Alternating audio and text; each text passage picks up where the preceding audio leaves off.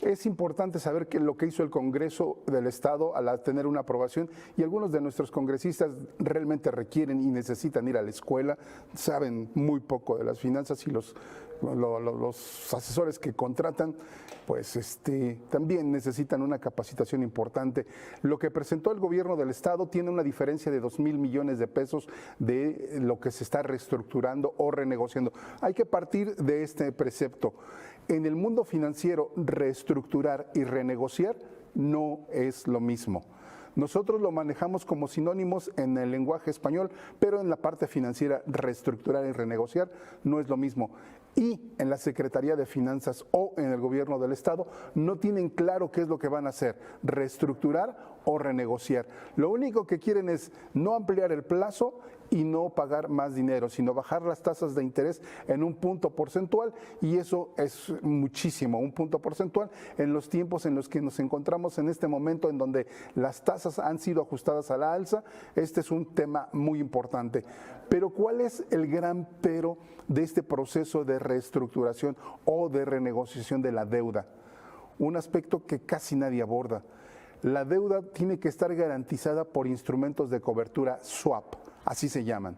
Técnicamente se llaman swaps y en el mercado se tienen que comprar para garantizar una tasa de interés cuando haya movimientos abruptos o no de las tasas de interés, sobre todo a la alza. Y ese es un sistema de aseguramiento de los mercados financieros, de las instituciones bancarias, para garantizar sus ingresos. Coahuila, en este año y el próximo, se le vencen documentos equivalentes al 50% de la deuda.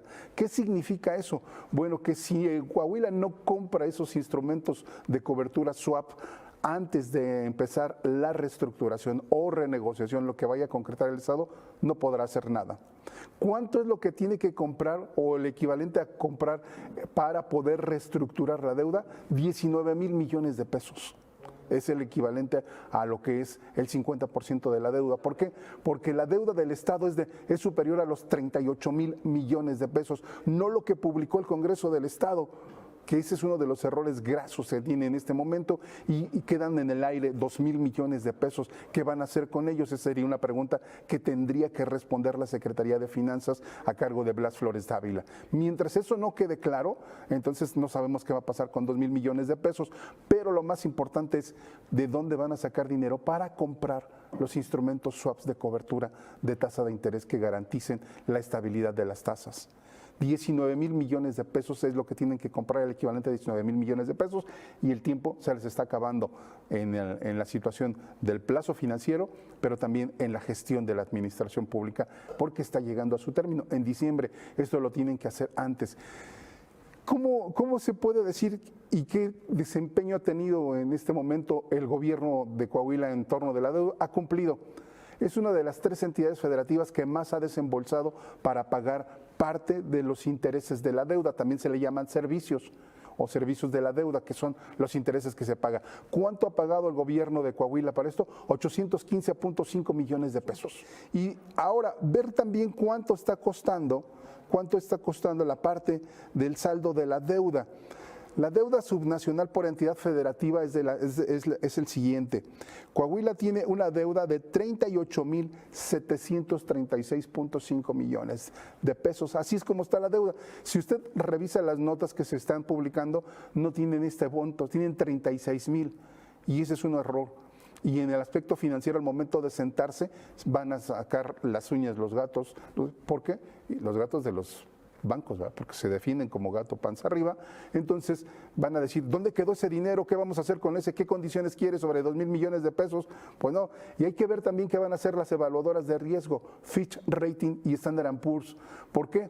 Porque tenemos un gran problema en Coahuila. El año que entra, 2024, a pesar de la reforma que hizo al sistema de pensiones el gobierno de Coahuila, hay un gran riesgo de caer en una insolvencia en la parte de los pagos, en la parte de pensiones, y eso mete presión y puede devaluar la calificación del gobierno de Coahuila, que la ha mantenido de una manera favorable, pero el sistema de pensiones es otra de las aristas que está complicando el escenario financiero para Coahuila, y renegociar con esas aristas que tiene realmente va a necesitar muchísimas habilidades y unas concesiones de los bancos que quién sabe cómo la cobren, que ese es otro de los problemas.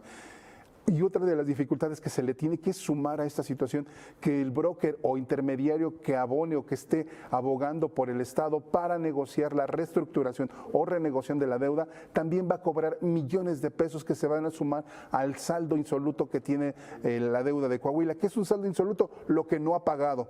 Eso que usted ve en su estado de cuenta que le dice saldo insoluto es lo que usted no ha pagado. Entonces, el saldo insoluto se va a incrementar de Coahuila por esa intermediación bancaria que va a ser un especialista, y eso obviamente va a incrementar el saldo de la deuda. Entonces, ¿cuánto debe Coahuila? 38,736.5 millones, el Congreso tiene 36,000, 2,000 millones de pesos menos. Esa es una dificultad. ¿Qué más podemos decirle en torno de la composición de la deuda? ¿Cómo se está moviendo y cómo va a ser? Bueno, le voy a decir un dato muy interesante que a lo mejor le puede causar un disgusto. La deuda subnacional, se le dice subnacional cuando los estados deben al gobierno federal o al o a las instituciones bancarias. La deuda subnacional per cápita, ¿qué significa per cápita? Lo que usted y yo como ciudadanos debemos a la banca por ser ciudadanos coahuilenses. ¿Cuánto es lo que usted y yo tendríamos que abonar o aportar para ayudar a pagar la deuda de Coahuila? Bueno, este es un dato interesante. Nosotros tendríamos que aportar 11,581.7 pesos. Es decir, vamos a cerrarlo, cuates, 12,000 pesos cada ciudadano. 3.5 millones de coahuilenses tienen que pagar 12,000 pesos. Y los que nacen o vienen en proceso de nacer, también tendrán que aportar lo suyo porque no podemos ser injustos, ¿no? Entonces, esta situación de lo que es la deuda de Coahuila tiene muchísimas aristas. Hay que ver cómo le va al gobierno porque le queda bien poquito tiempo y eso implicaría hacer concesiones en la negociación bancaria que serían desfavorables para nuestra situación financiera y económica.